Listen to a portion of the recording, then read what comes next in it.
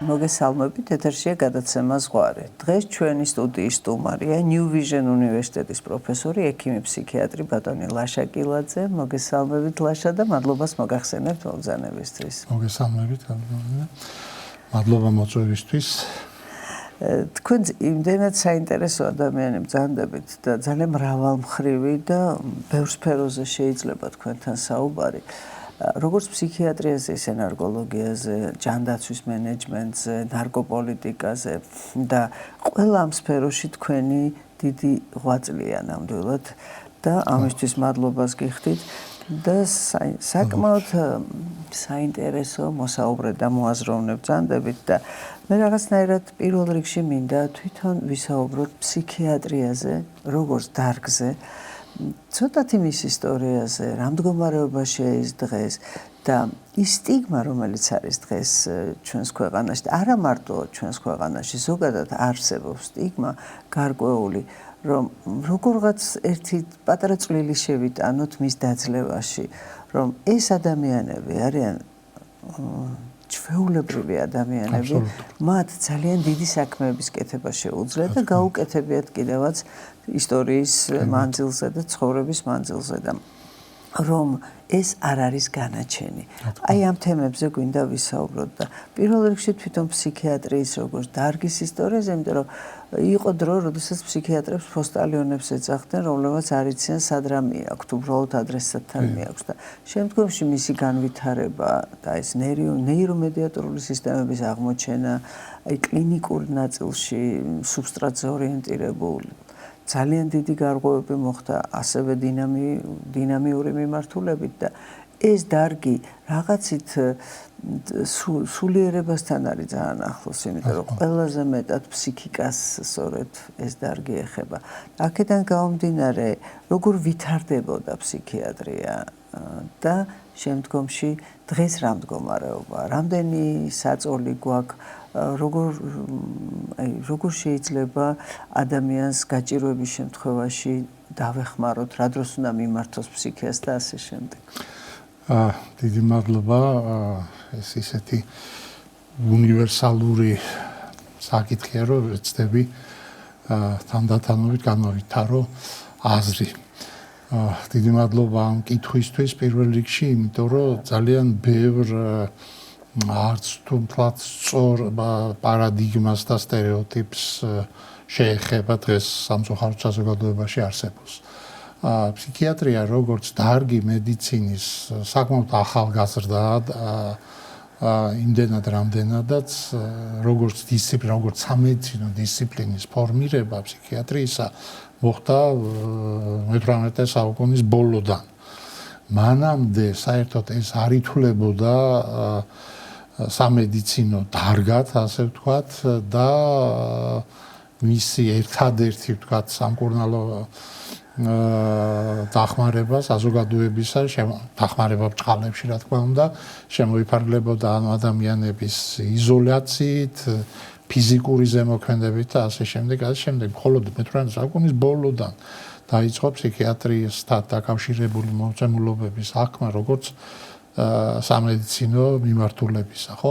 იყო, რა თქმა უნდა, ანტიკური საბერძნეთიდან დაწყებული კონკრეტული შრომები და მიმართებები ფსიქიატრიასთან დაკავშირებით, რა იწვევდა ადამიანის სულიერი მდგომარეობის აშლილობას, იყო ბევრი თეორია, ძალიან ბევრი ტერმინი ფსიქიატრიაში დღეს არსებული, ბერძნული წარმოშობისაა და ცდილობს და აი ეს ტერმინები გადმოსცემენ აი ძველი ბერძნების წარმოდგენებს, ხო, ამასთან დაკავშირებით ლინგვისტურ ნაწილში, რომ შევხედოთ ამას ყველაფერს, ხო, იგივე ახლა ფსიქიატრია თვითონ ბერძნული სახელწოდების სულის მკურნალობას ნიშნავს, ხო, იგივე შიზოფრენია, იგივე ისტერია, იგივე მანია და ასე შემდეგ. აი ეს ტერმინები არის გამოძახილი იმდროინდელი წარმოდგენებისა ადამიანის სულიერი დაავადებების თაობაზე. მაგრამ ძალიან დიდი ხნის განმავლობაში აი ეს განსხვავებულობა ადამიანების ფსიქიური დაავადებების მქონე ადამიანების აშლილობის მქონე ადამიანების აღიქმებოდა როგორც საშიში როგორც პოტენციურად რისკის მატარებელი საზოგადოებისთვის და სამწუხაროდ ძალიან ბევრი წლის და საუკუნის განმავლობაში კაცობრიობამ ვერაფერი მოიფიქრა გარდა იმისა, რომ ეს ადამიანები გაერიყა თავისი თავისგან, ეს ადამიანები იზოლაციაში მოექცია ხან ფიზიკური ზემოქმედებით დაესაჯა, ხან პირდაპირ გითხრათ სიკვდილით დაესაჯა და ასე შემდეგ. აი ეს შორს არ არის ეს პერიოდი, აი რო გითხრათ დაახლოებით 18 საუკუნის დასაწყისში შუახანებშიც ისეთ იმდროინდელ ინტელექტუალურ ცენტრებში როგორც იყო მაგალითად პარიზი და ლონდონი ადამიანები მოქალაქეები მოსახლეობა დადიოდა და ფსიქიურ პაციენტებს ათვარიელებდა და ამაში ფულს იხდიდა. აი ეს ფსიქიური დაავადების მქონე ადამიანები იყვნენ წარმოდგენილი რაღაც ეგზოტიკური ცხოველები. და ეს მიდგომა იყო ძალიან ბევრი საუკუნის განმავლობაში. ხო, მხოლოდ მაშინ როცა ვთქვათ საფრანგეთის რევოლუციის შემდეგ პინელმა მოახდინა და პინელსაც ხატოვნად უწოდებენ, რომ მან ფსიქიატრია ჯაჭვებისგან გაანთავისუფლა, პირდაპირ მნიშვნელობით ჯაჭვებისგან გაანთავისუფლა. იმიტომ რომ როცა ის გახდა ერთ-ერთი პროვინციის ჯანდაცვის კომიტეტის ხელმძღვანელი, მან ცადა პირველმა, რომ აი ეს ხალხი, რომელიც წლობით იყო იზოლირებული და პირდაპირ მნიშვნელობით მიჯაჭვულები იყვნენ კედელზე, გაანთავისუფლა ფიზიკურად. და როცა იმდროინდელმა საზოგადოებამ შეხედა, რომ ამას არ მოყვა რამე დამანგრეველი შედეგი საზოგადოებისთვის, აქედან გადაიდგა პირველი ნაბიჯები ამ ფსიქიურად დაავადებული ადამიანებისთვის შესაბამისი დიაგნოზების დასმის, შემდეგ უკვე თქვათ მათი მიჩნევისა საზოგადოების წევრებად, რომელსაც დახმარება ჭირდება და არა იზოლაცია და არა ცემა, მერე ნელ-ნელა შემოვიდა მკურნალობის მეთოდები, მერე კრეპელინმა ფსიქიატრიის მამამ უდიდესი წვლილი შეიტანა ამის განვითარებაში, მერე მოვიდა ფროიდისტები თავიანთი ფსიქოანალიზით და აი ამ ფსიქოდინამიური წარმოდგენებით, მერე მოვიდა ნეიროლეპტიკები 50-იანი წლების განმავლობაში. მე ახლა ყველაზე მნიშვნელოვან ეტაპებს ვიძახი, რომ ძალიან არ გამიგრძელდეს ეს მომენტი. ახლა დღეს რასაც ვხედავთ ჩვენ, ეს არის ასე ვთქვათ უნივერსალური მულტიდისციპლინარული მიდგომა, სადაც ჩვენ ვლაპარაკობთ იმაზე, რომ ფსიქიატრია, ფსიქოლოგია და სომატური მედიცინა ძალიან მჭიდრო კავშირშია ერთმანეთთან და კიდევ უფრო მჭიდრო კავშირშია, ვიდრე ჩვენ ამას დღეს ვხედავთ და ვაანალიზებთ და ესენი იზოლირებული ერთმანეთისგან არ არიან. წამოვიდა ძალიან დიდი მიმართულება ფსიქოსომატური მედიცინისა, რომელიც ძალიან ბევრი სომატური დაავადების გენეს წარმოშობას სწორედ ფსიქოლოგიური პრობლემებით ან ფსიქიატრიული აშლილობების თქვათ ლატენტური და არა მანიფესტირებული ფორმის ხსნის. ფსიქიატრიული აშლილობა და სომატური აშლილობა დღეს ძალიან რთულია და ამას არ განიხილავს არავინ ერთმანეთისგან იზოლირებულად, იმიტომ რომ უამრავი სომატური მდგომარეობაა ფსიქიატრიაში, რომელიც ფსიქოგენური წარმოშობისაა, ხო? რომელსაც მაგალითად მე ჩემი სტუდენტობის დროს მასწავლიდან კონკრეტულ დაავადებებს, რომლებიც მყარად იმდროინდელი სამედიცინო აზრის მიხედვით მყარად სომატური იყო, ხო? მაგალითად კუჭნაწავლის ხულოვანი დაავადება და იქ მიდიოდა კვლევები, რომ ჰელიკობაქტერიები იწვევენ თუ რა იწვევენ. დღეს ამ ტიპის დაავადებების ფსიქოგენური წარმოშობა უკვე ეჭვგარეშეა. უკვე მსოფლიო საზოგადოება შეიჯერდა, რომ კი ბატონო, ჰელიკობაქტერიები დაუშვათ. ახლა ხო, მაგრამ ზოგში იწვევენ და ზოგში არ იწვევენ. ფსიქოსომატური მდგომარეობა ბევრ რაღაცას განსაზღვრავს. ამიტომ დღეს აი რაღაცნაირად იმ ეტაპზე ვართ, როცა ეს ერთობლივი უნივერსალური მიდგომის სახით ყალიბდება. ძალიან ნათელია, რომ ბევრი ოპერაციის დროს როგორც არის, მაგალითად კარდიოქირურგიული, ნეიროქირურგიული ოპერაციები თავის თვინში სისხლის მოშლის პერიოდები აუცილებლად საჭიროებენ ფსიქოსომატურ რეაბილიტაციას. ფსიქიატრის ან ფსიქოლოგის ჩართულობას რეაბილიტაციის პროცესში, ხო? ამიტომ დღეს ეს რაღაცნაირად ერთიანი კონცეფტია და ერთიანი მდგენელია საზოგადოება, სამედიცინო საზოგადოება ამას იზოლირებულად აღარ განიხილავს. ანუ ძალიან რთულია თქვათ დღეს საფთავდება თქვათ ფსიქოსომატური მედიცინა, სადიწყება კონკრეტულად სომატური მედიცინა. ამიტომ აი ეს მოცემულობა და ამას ასახავს სხვათა შორის ძალიან კარგად ის სადიაგნოსტიკო კრიტერიუმების ცვლილება, რომელიც რამდენიმე ათეული წელია ფსიქიატრიაში მიმდინარეობს და ეს მიდის ფენომენოლოგიისკენ ნელ-ნელა აი ამ სიმპტომების დონეზე ხდება ამის ჩაშლა, იმიტომ რომ კი ერთის მხრივ ჩვენ მუშაობთ თქვათ უნივერსალური მოდელით, მაგრამ დღეს საერთო ტენდენცია მედიცინაში რაც არის და ამას ფსიქიატრია რა თქმა უნდა გვერდს ვერ გავლის, ეს არის პერსონიფიცირებული მედიცინა, პერსონალური თავისებურებები და პერსონალური მიდგომების გამოყენების საჭიროება და დღეს აი დაახლოებით ამ ეტაპზე ვართ თქვათ განვითარების კუთხით. ახლა თუ შევხედავთ ზოგადად მსოფლიო ტენდენციებს უნდა და ეს ხდება იმ ფონზე, როცა ძალიან ბევრი მაპროვოცირებელი ფაქტორია გარშემო, ხო? თემ მსოფლიოში ეს მსოფლიო კატასტროფები, ეს დამოკიდებულების, ნივთიერებებზე დამოკიდებულების, ალკოჰოლზე დამოკიდებულების ზრდა, ეს урбанизацიის ტემპი და ასე შემდეგ და ტექნოლოგიური პროგრესი, თუნდაც აი ადამიანების რაღაცნაირი იზოლირება ერთმანეთისგან და თქვათ ინდივიდუალიზაცია, ხო, აი ამ კუთხით. ეს ყველაფერი რისკ ფაქტორებს ქმნის ფსიქიური დაავადებებისთვის ძალიან სწრაფი ტემპით ხდება ფსიქიური დაავადებების და ფსიქიატრიული პრობლემებით შრომის უნარის დაქვეითება მოსახლეობის და ეს მსოფლიოში ერთ-ერთი ყველაზე უფრო სწრაფად მზარდი პრობლემაა. თუკი აი შევხედავთ გლობალურად დაახლოებით 800,000-მდე ადამიანი იღუპება სუიციდის შედეგად მსოფლიოში დღეს წლის განმავლობაში 750-800,000 აი უფრო მეტი ვიდრე შეიარაღებულ კონფლიქტებში. ძალიან ბევრი წლის განმავლობაში ხდება ეს მოცემულობა და ეს მსოფლიო ცდილობს რომ ამას დაუპირისპირდეს ბევრი სხვადასხვა კუთხით, აი მათ შორის არის თავარი მოცემულობა რაც არის და ამ გამოწვევას რაც შეეხება ეს არის ფსიქოჰიგიენის აქტიური დანერგვა, სტიგმატიზაციის თქვათ შემცირება, დესტიგმატიზაციას, უმთავრესი პრობლემები რაც არის.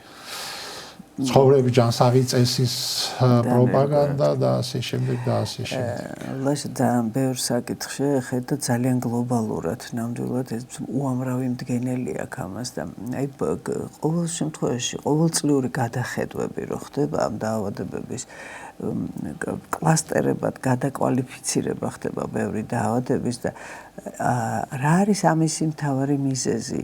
იგივე აი ბოლო გადახედვა რა როგორიც არის DSM-5 ხო? ICD-11 ასევე სადაც ბევრი დაავადება სახელებს უცვლიან, ჰუმანიზაცია ხდება, გაადამიანურება ხდება, ზუსტად ეს რომ ნაკლები სტიგმა იყოს, ზუსტად ის რომ ნაკლებად შეეშინდეს ადამიანს დიაგნოზის დასახელების და აი მაინც რა შეიცვალა და რა იცვლება ყოველწლიურად ამ მიმართულებით? თავარი ტენდენცია რაც ამ მიმართულებით არის, ეს არის აი ამ დიაგნოზის ჩაშლის ფენომენი, ხო? თქვათ ჩვენ დროს მაგალითად მე როცა სწავლობდი ფსიქიატრიას მათ შორის ეს მოცემულობა იყო რომ აი თქვათ რომელიმე კონკრეტული სინდრომი მაგალითად კანდინს-კლერამბოს სინდრომი აი კონკრეტული თქვათ დაავადების მიმართულებით იყო ერთმნიშვნელოვნად ხო აი მაგალითად მთელი ეს შიზოფრენიული სპექტრის დაავადებები ერთმნიშვნელოვნად განიხილებოდა როგორც შიზოფრენია მაგალითად იყო ასეთი გაბატონებული წარმოდგენა, რომ ბავშვთა აუტიზმი შემდეგ ფორმირდება, თქვა შიზოფრენიული სპექტრის ასრულობით, ასე შემდეგ.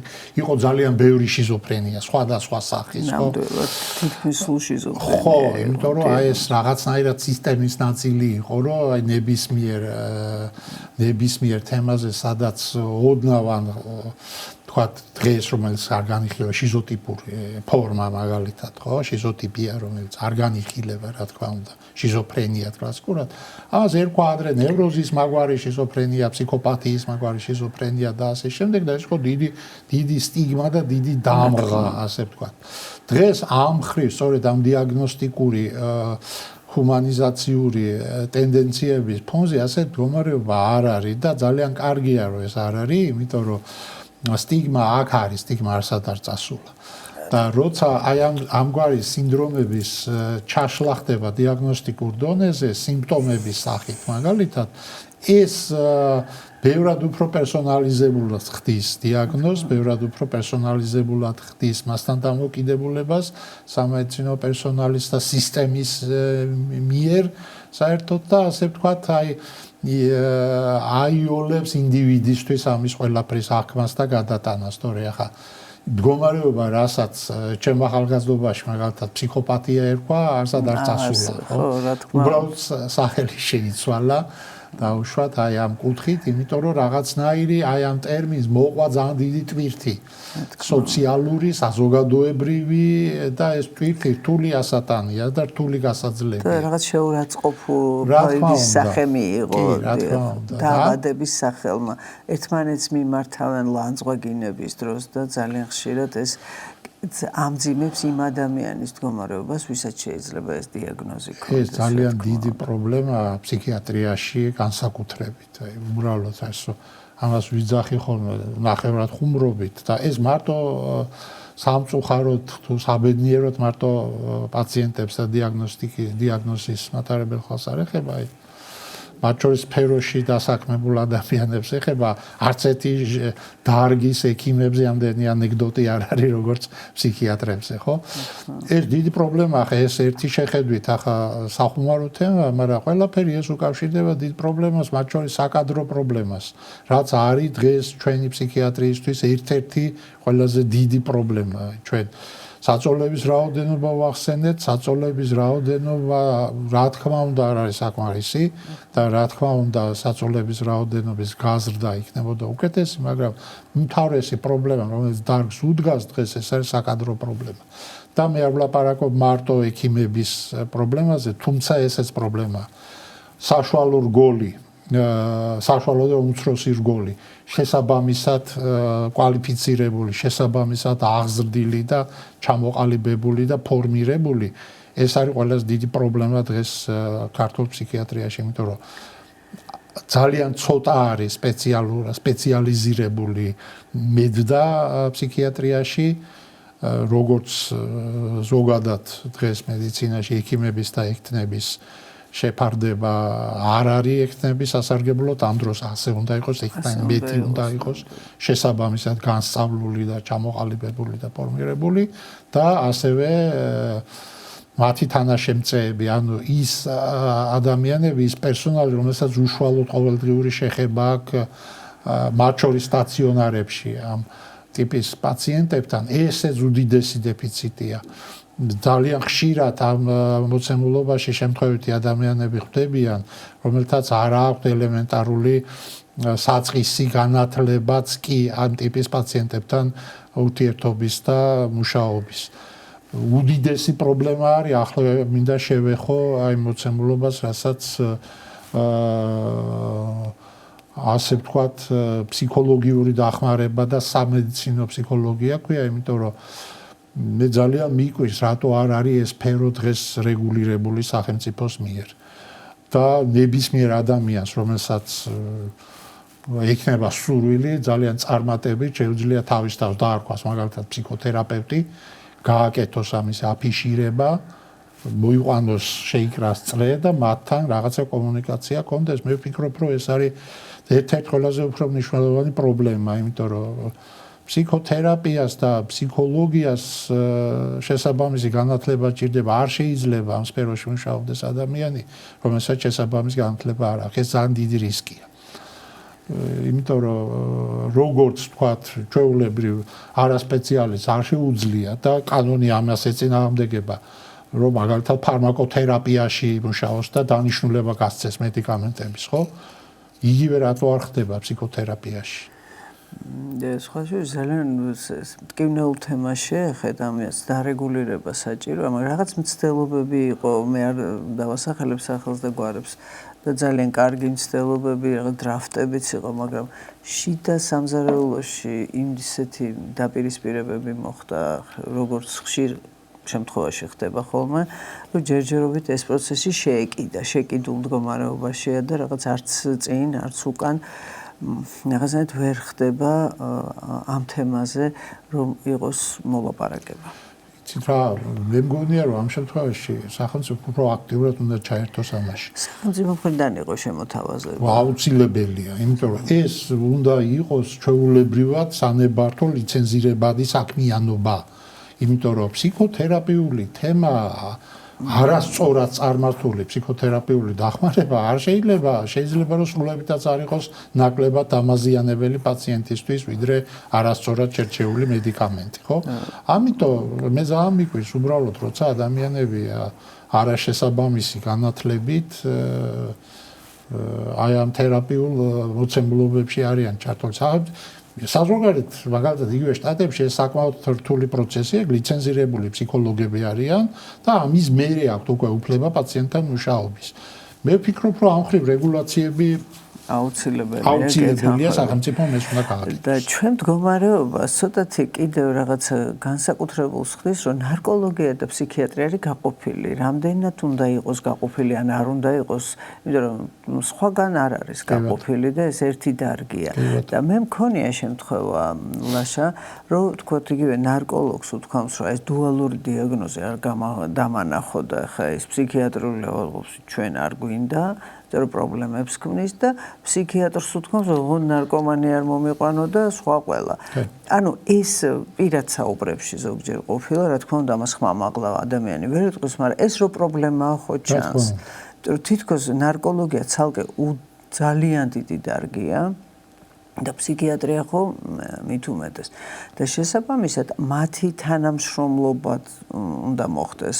არა მარტო ფსიქოთერაპევტი, ფსიქიატრი, ნარკოლოგი, ამ შემთხვევაში ნარკომოხმარების და დამოკიდებულების დაავადებებს გულისხმობ და ეს ჯაჭვი და ეს რგოლი უნდა არსებობდეს და ესეც არის ძალიან სუსტი ჩვენს ქვეყანაში სამწუხაროდ, იმიტომ რომ აქაც საწოლების რაოდენობა ძალიან მცირეა და ამ დროს ბენეფიციართა რაოდენობა არის რაც ვიცით ძალიან დიდი და ახლა რაც არ ვიცით კიდე ის ყოველთვის უფრო მეტია ხო მომხმარებელი ადამიანები რომლებიც პრობლემური აი ამ ხრივ უნდა იყოს ერთად არ უნდა იყოს თქვენ როგორ უყურებთ ამას ძალიან დიდი მადლობა ამ შეკითხვისთვის ჩემი კოლეგები ნარკოლოგები შეიძლება გამიბრაზდნენ მაგრამ მე ვთვლი და საერთოდ არა მარტო მე ვთვლი აი ჩვენ DSM-5 ვახსენეთ და ეს 11 იყო იქ არის ჩვეულებრივი ნაწილი ფსიქიატრიის რომელსაც ქვია ადიქტოლოგია ხო ახლა მთელ მსოფლიოში ადიქტოლოგია ფსიქიატრიის ნაწილია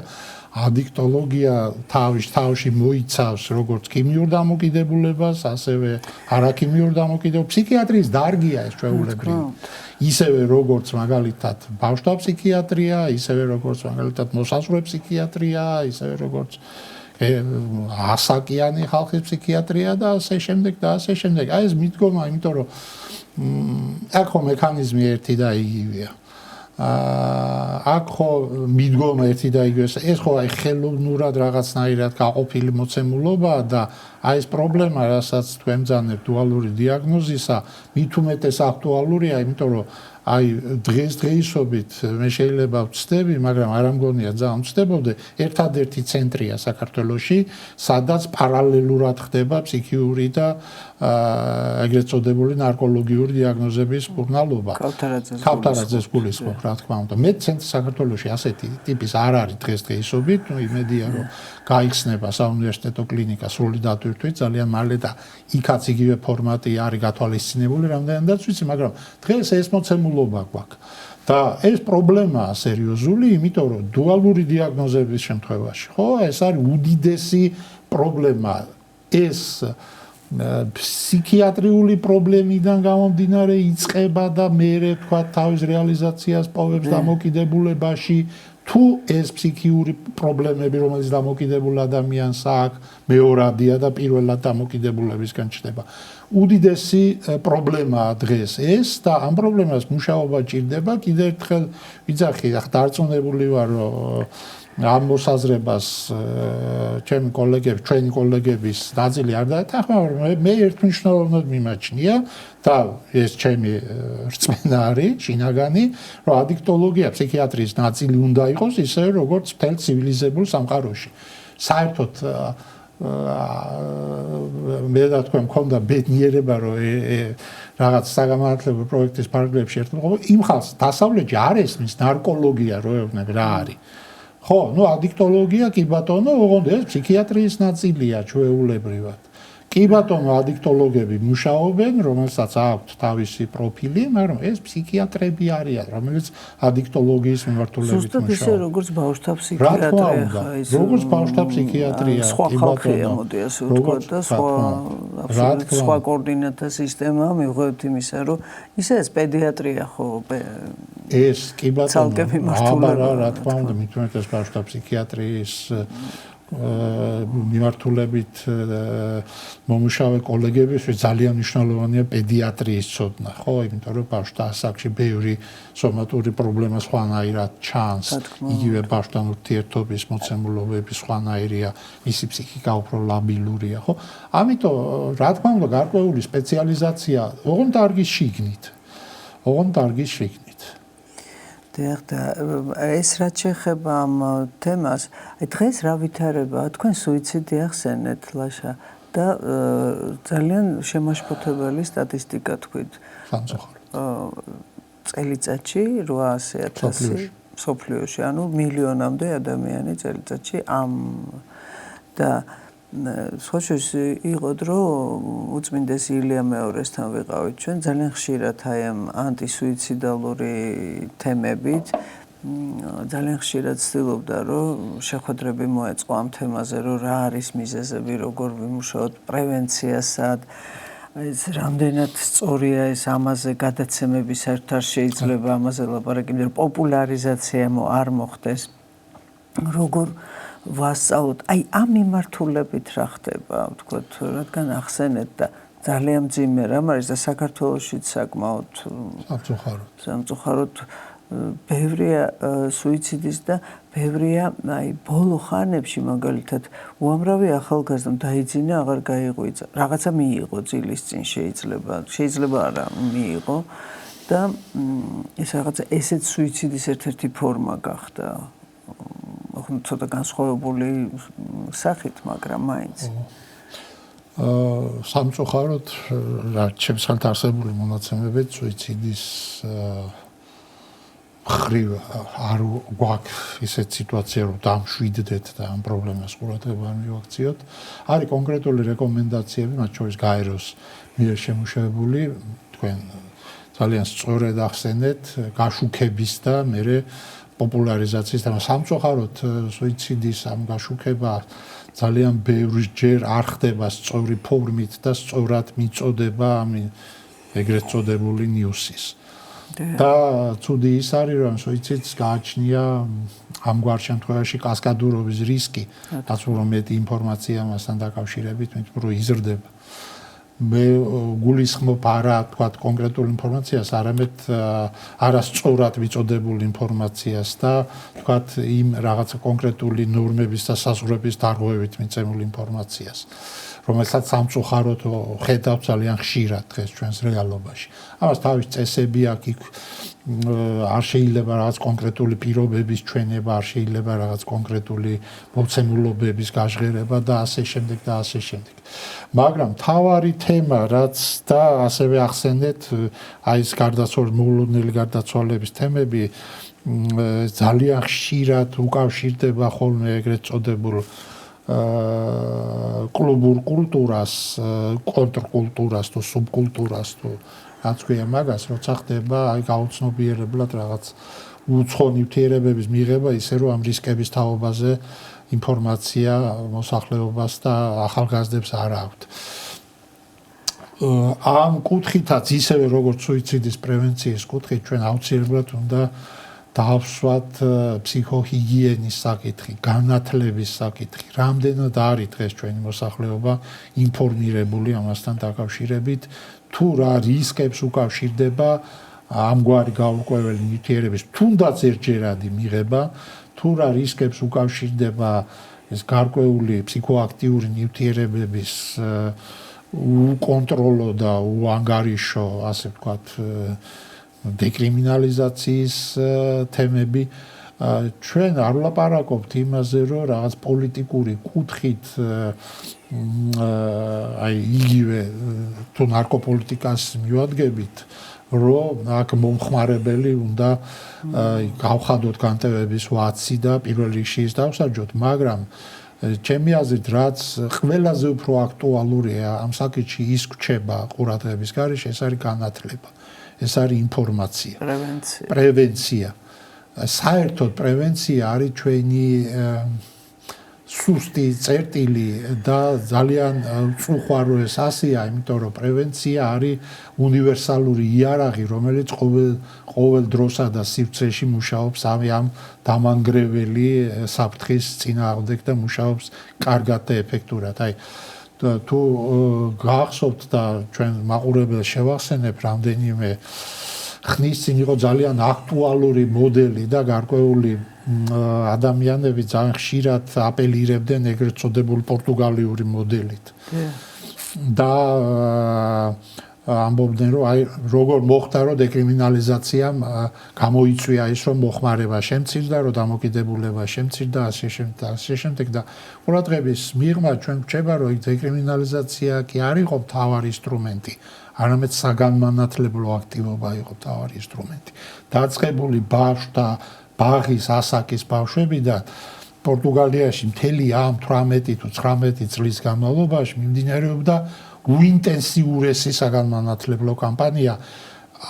ეს არ იყო იაფი, ეს იყო წლის განმავლობაში დაახლოებით 80-100 მილიონი ევროს დანახარჯი, მაგრამ ეს იყო ეფექტური და იმ დეკრიმინალიზაციის ფონზე, როცა ხელმისაწვდომობა ბუნებრივია იზრდება, ერთადერთი ეფექტური იარაღი ამასთან ბრძოლისა, ნივთიერებებზე დამოკიდებულების, ეს არის პრევენცია და ეს არის განათლება.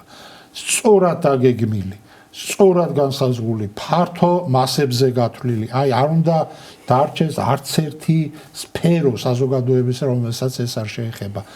ეს უნდა დაიწყოს აი სწორად მინდა რომ მუცლად ყოფნის პერიოდიდან. სანამ ბავშვი დაბადებულა, დედამ უნდა დაიწყოს ამაზე ზრუნვა მისი ბავშვის ჯანმრთელობაზე, რომ აი ამ კუთხით მას მერე პრობლემები არ ქონდეს. ის საგანმანათლებლო მოცემულობა უმნიშვნელოვანესი აქტივობა.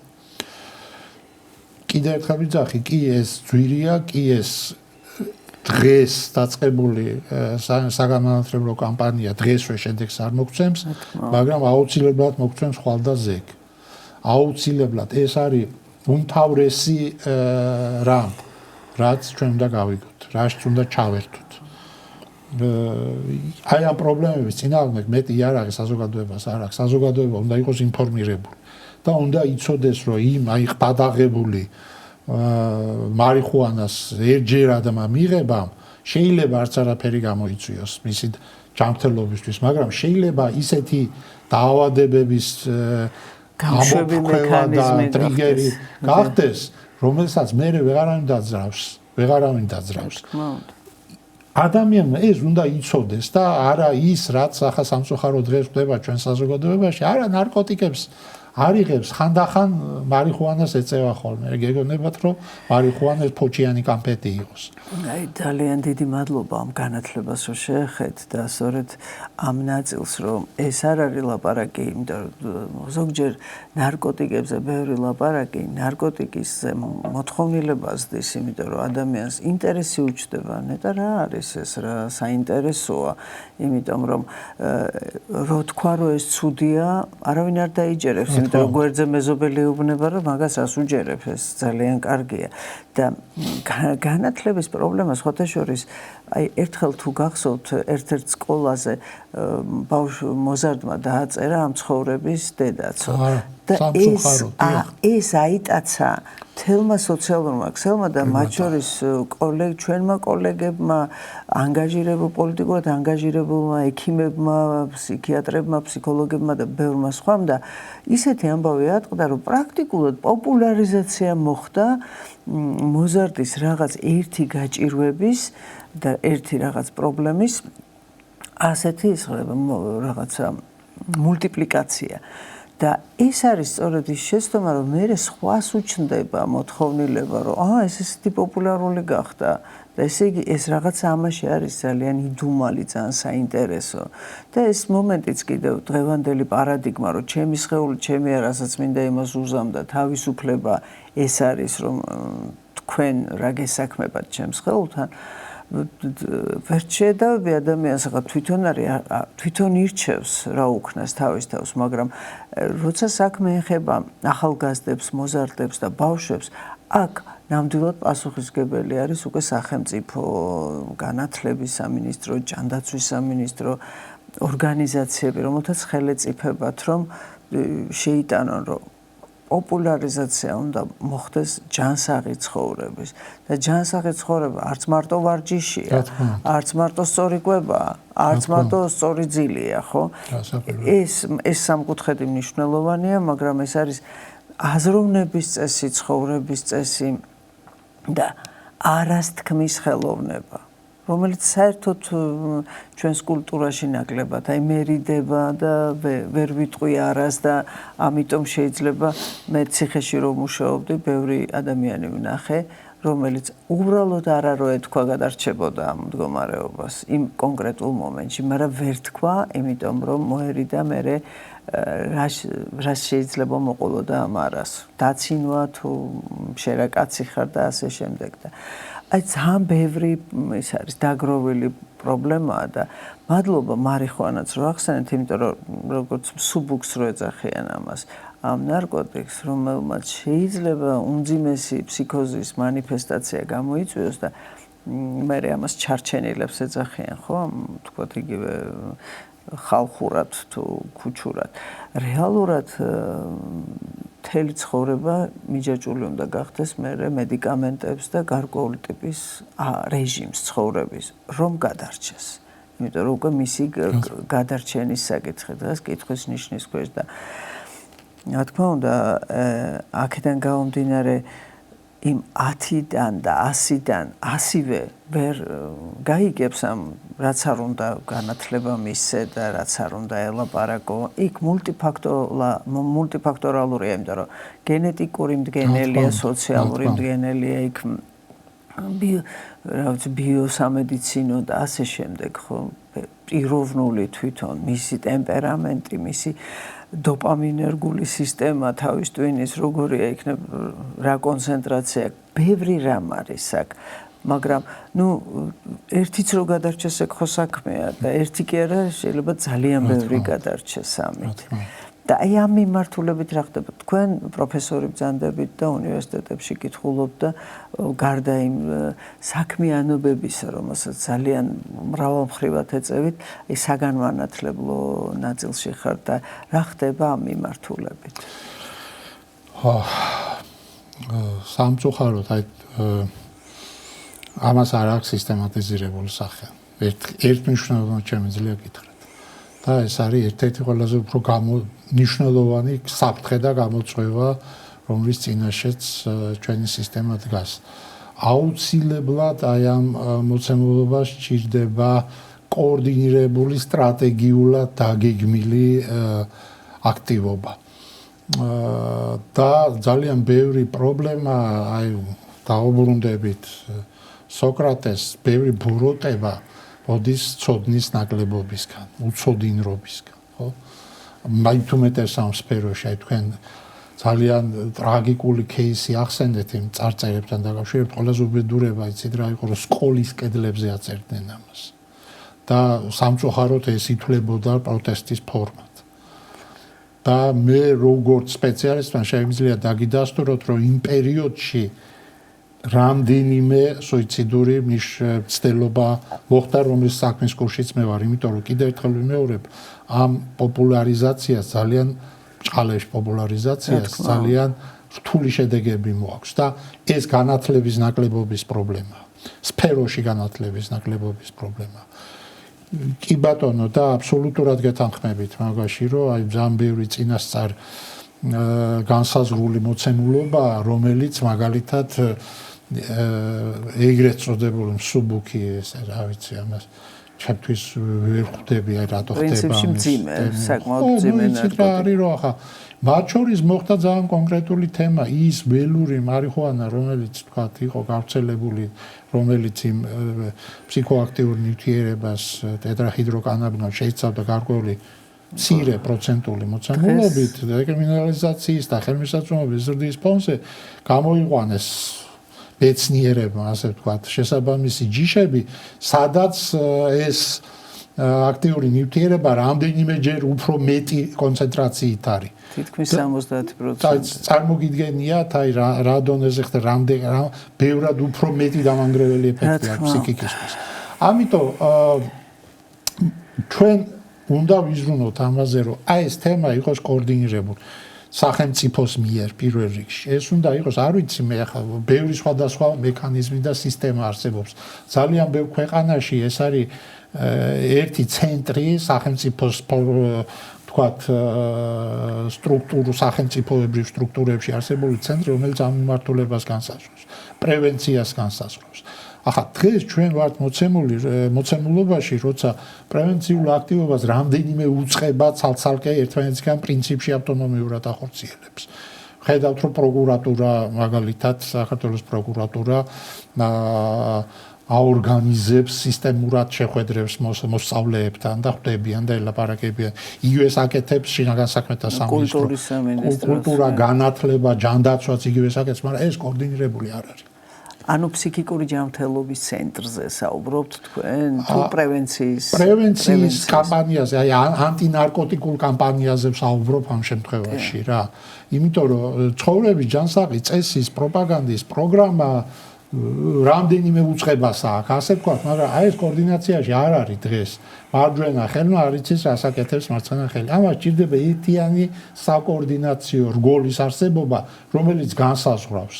იცით თქვენ მართალი ბრძანდეთ წეხან და აბსოლუტურად მოყვებით მაგ ლოგიკაში. როცა ბავშვს ეუბნები პირობითად, რომ ნარკოტიკი ცუდია, ამას შვება, იმას შვება, ამას შვება და ეუბნები ამას მარტო ერთი ვექტორიდან. ბავშვს კითხვა უჩნდება და არა მარტო ბავშვს, ახალგაზრდა ადამიანს კითხვა უჩნდება, მაგრამ ასე ცუდი თუა, რატო იღებენ?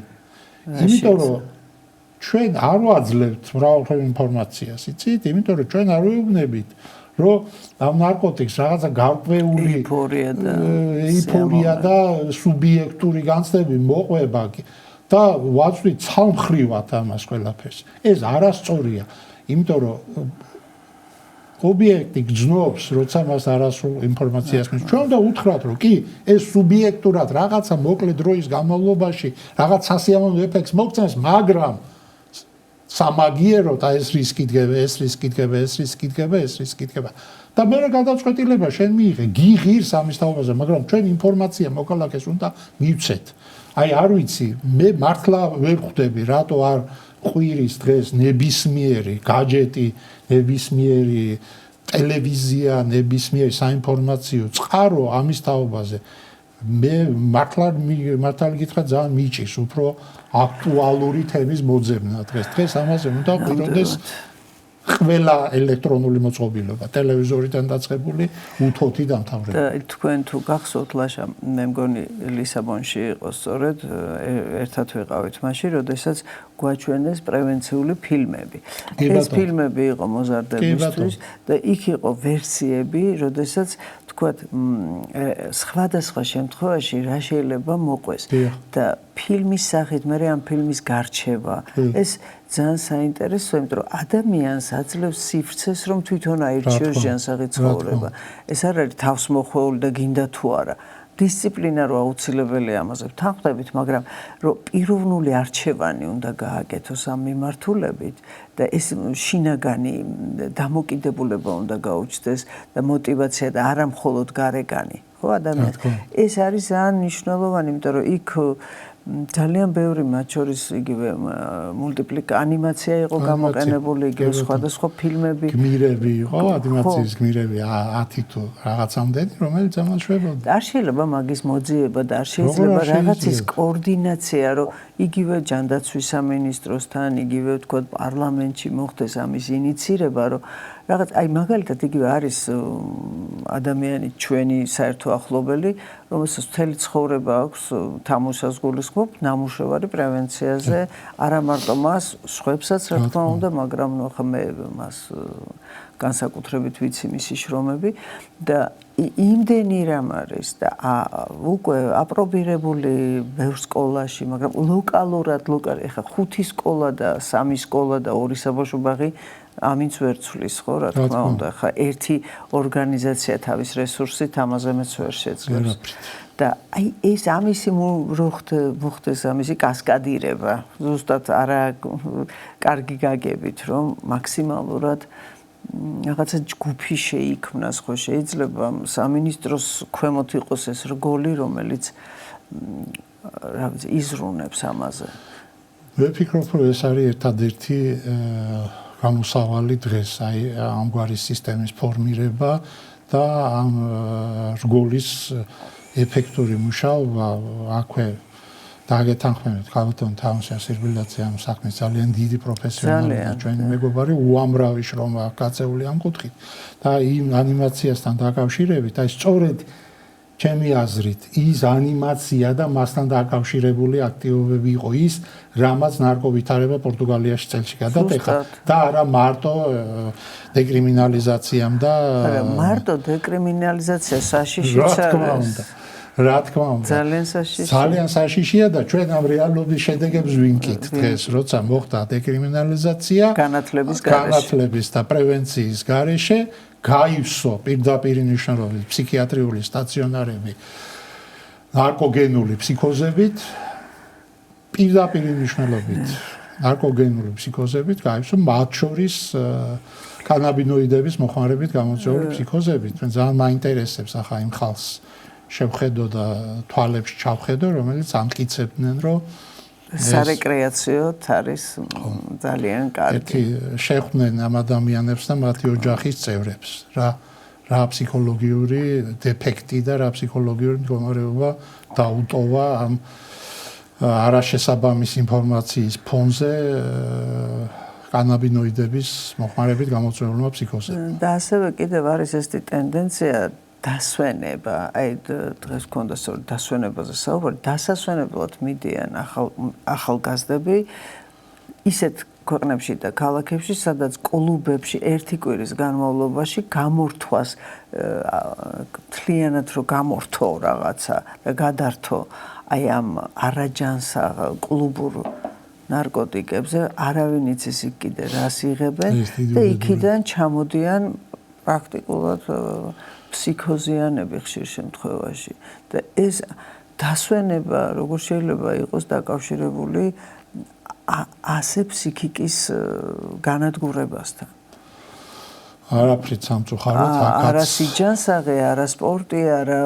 არა სუფთა ჰაერი, არა რა ვიცი მე წყალი, ცურვა და ასე შემდეგ იგივე ფეხბურთის თამაში თუ კალათბურთის და მე ვლაპარაკობ და ურთიერთობები ჯანსაღი არამედ რა ვიცი აი სარეკრეაციო მიზნით გასართობად შემოსული ბჭყალებში უსაფრთხო საშუალებები.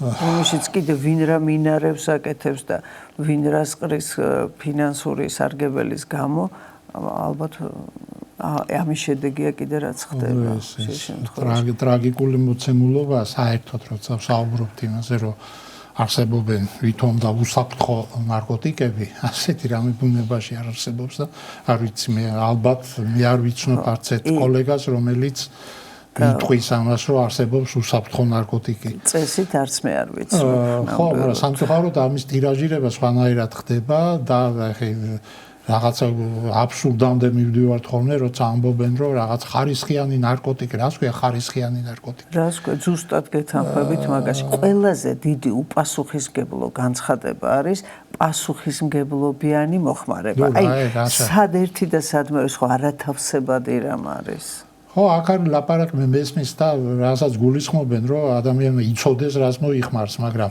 ჯერტი ეს ამ რეალობაში აბსოლუტურად წარმოუდგენელია იმიტომ რომ ნარკობაზარზე ისეთი მდგომარეობა რომ წელიწადში 100-მდე ახალი მოლეკულა და ნივთიერება ჩნდება ეს უზარმაზარი ინდუსტრია დიზაინი იცვლება რა თქმა უნდა და ძალიან რთულია ამას ყველაფერს რაღაცნაირი რეაგირება მისცე მომენტალური მაგრამ პრევენცია ერთადერთი მოცემულობა განათლება ერთ-ერთი მოცემულობა სინთეტიკური ნარკოტიკები რომელიც აი აბსოლუტური საშინელებაა და ძალიან ხშირად აიგონებთ ამას რომ კოლეგები ამბობენ რომ აი ეგრეთ წოდებულ ტრადიციულ ნარკოტიკებთან შედარებით ამათ ამანგრეველი მოქმედება ბევრად უფრო და ეს პროგნოზირებადი იყო ამას მსოფლიო პროგნოზი გააკეთა მათ შორის როცა ტალიბები მოვიდნენ ავღანეთის ხელისუფლებაზე იმიტომ რომ ავღანეთი იყო ნატურალური ჰეროინის ერთ-ერთი წარმოებელი და იმპორტიორი ამათ აკრძალეს ოფიუმის ხახაჩოს მოყვანა იქ და ბაზარი მომენტალურად ჩაანაცვლა სინთეტიკურმა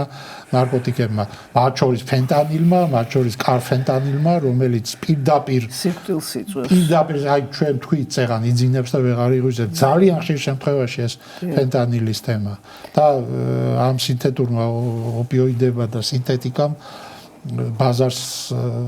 ბაზარი არ ვიცი გადააჯერა მერე ეს იატაკქვეშა ლაბორატორიები ეს ტექნოლოგიურად საკმაოდ მარტივად ასამზადებელია საუბედუროდ გავრცელების კუთხით დარკნეტი და ასე შემდეგ საერთოდ ძალიან დიდ პრობლემებს ქმნის ეს გლობალური ქსელების ცალკეუბედურება და საერთოდ სოფლიო პრობლემაც არის მე რო ისრაელში ვიყავი მაშავის პროგრამით იქ ამბობდნენ რომ კაცობრიობა დამარცხდა ნარკოტიკის წინაშე ძალიან ძიმე განცხადებაა მაგრამ დამარცხებაც არის და დამარცხებაც ხო აი სწორედ რო განათლებით სწორედ რო ჯანსაღი ცხოვრებით და სულიერებით არის შესაძლებელი ამასთან გამკლავება და ჩვენი გადაცემა დასრულდა მე მინდა რაღაცა ბოლოს შევაჯამოთ და ცოტათი ასე ვთქვათ დავაიმედოთ ჩვენი მაყურებელი რომ არ არსებობს გამოუვალი მდგომარეობა რა თქმა უნდა გამოუვალი მდგომარეობა არ არსებობს მსოფლიო მუშაობს დღეს მე ახლა არ ვიქნებოდი ასე პესიმისტურად განწყობილი რომ კაცობრიობა დამარცხდა ნარკოტიკებთან ბრძოლაში კაცობრიობას ბევრი ინსტრუმენტი გააჩნია მათ შორის მიკრობიოლოგიურ დონეზე მათ შორის ძალიან ისე დადასტურებული ინფორმაცია რომ კონკრეტული ნარკოტიკების წინააღმდეგ ვაქცინაციის მექანიზმზე მუშაობს დღეს კაცობრიობა მოლეკულურ დონეზე მოლეკულური მედიცინის მოცემულობა არის დღეს მე ვფიქრობ რომ ადრე თუ გვიან ეს მომენტი აუცილებლად დადგება როცა ადამიანი გაცნობიერებულად იტყვის უარს ამ მოცემულობაზე ამ კუთხით მართლაც არ ვიქნებოდი პესიმისტი მაგრამ განათლება და კიდევ ერთხელ განათლება ეს არის ნებისმიერი კოლეგის ნებისმიერი სპეციალისტის და პირველ რიგში სახელმწიფოს პირველი ნაბიჯი აი ამ პრობლემებთან ბრძოლის კუთხით და ეს ნაბიჯი არ იქნება ყოვლის მომცველი ხო ახლა ჯადოსნური ჯოხი არავის არ აქვს და ჩვენ არ აგვაქვს ამის ილუზია რომ რაღაცა ან სახელმწიფო ან საზოგადოება ან სამედიცინო საზოგადოება მსოფლიოს ერთი ხელის აქნევით მოსპობს ამ პრობლემებს მაგრამ გაგეთანხმებით და გაგახსენებთ ეს ტექსტიც მე სხვათა შორის გავიგე ისრაელში პირველად როცა ერთ-ერთ რეაბილიტაციო პროგრამაში ვიყავ იქ სასწავლოდ და ვკითხე ხელმძღვანელს რომ მეთქი აი რამდენი ადამიანი გამკურნეთ თქვენ რეაბილიტაციო ცენტრში ნარკოდამოკიდებულებისგან და იმ კაცმა მითხრა ფრაზა, რომელიც მთელი სიცოცხლე მახსოვს და რომელმაც ალბათ ბევრი რაღაცა ჩემს ცხოვრებაში განსაზღვრა. მან მითხრა ერთი უნივერსალური ფრაზა, რომელიც ხდება ძალიან ბევრ რელიგიურ წიგნში. ის ვინაც გადაარჩინა ერთი ადამიანი, გადაარჩინა მთელი სამყარო. ადამიანის სიცოცხლე, ადამიანის ჯანმრთელობა არის უზენაეს ფასეულობა. ერთი გადარჩენილი სიცოცხლეც უკვე ღირს ძალიან ბევრ მილიონ დოლარად. უღრმესი მადლობა. ძალიან საინტერესო იყო თქვენთან საუბარი და იმეც ვიტოვებ, რომ ჩვენი თანამშრომლობა კვლავაც გაგრძელდება აუცილებლად და კიდევ მოგზაურობთ ჩვენთან. დიდი მადლობა აუცილებლად. მე კი შეგახსენებთ, რომ დღეს ჩვენი სტუდიის სტუმარი იყო New Vision უნივერსიტეტის პროფესორი, ექიმი, ფსიქიატრი ბატონი ლაშა კილაძე. კარგად გრძანდებოდეთ მომავალ შეხვედრამდე.